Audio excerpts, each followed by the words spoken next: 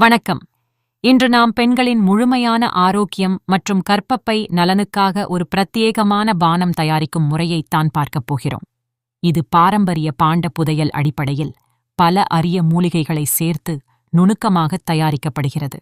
இதற்கு முக்கியமாக அசோகப்பட்டை, தண்ணீர் விட்டான் கிழங்கு, திரிபலா, அமுக்கரா, வெள்ளிலோத்திரம் போன்ற அரியவேர் மூலிகைகளை பயன்படுத்துகிறோம்.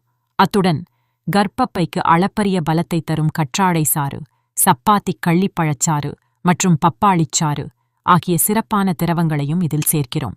முதலில் அசோகப்பட்டை மற்றும் வேர் மூலிகைகளை இடித்து கொதிக்க வைத்து கியாழம் தயார் செய்து கொள்கிறோம். இந்த கியாழம் ஆறியவுடன் அதோடு நாம் பிழிந்து வைத்துள்ள பழச்சாறுகளை கலக்கிறோம். பின்னர் இறுதியாக சுக்கு, மிளகு, திப்லி, ஏலக்காய் போன்ற வீரியம் தரும் பொடிகளையும் நொதித்தலை தொடங்கும் அரிய தாதகி பூ மற்றும் உலர் திராட்சையையும் சேர்க்கிறோம். இப்போது அனைத்து பொருட்களும் முறையாக கலக்கப்பட்டு நொதித்தலுக்காக பாத்திரத்தில் பாதுகாப்பாக சேமிக்கப்பட்டுள்ளது. இனி பானையின் வாயை சுத்தமான துணியால் கட்டி காற்று புகாதவாறு மூடி வைக்க வேண்டும். இது சரியாக ஒரு மண்டலம், அதாவது 48 நாட்கள் வரை அப்படியே இருக்க வேண்டும். அப்போதுதான் இயற்கையான முறையில் புளித்து மூலிகைகளின் முழு வீரியமும் அற்புதமான மருந்தாக மாறும். 48 நாட்கள் கழித்து இந்த மருந்து எப்படி தயாராகியுள்ளது என்பதை அடுத்த வீடியோவில் காண்பிக்கிறேன். நன்றி.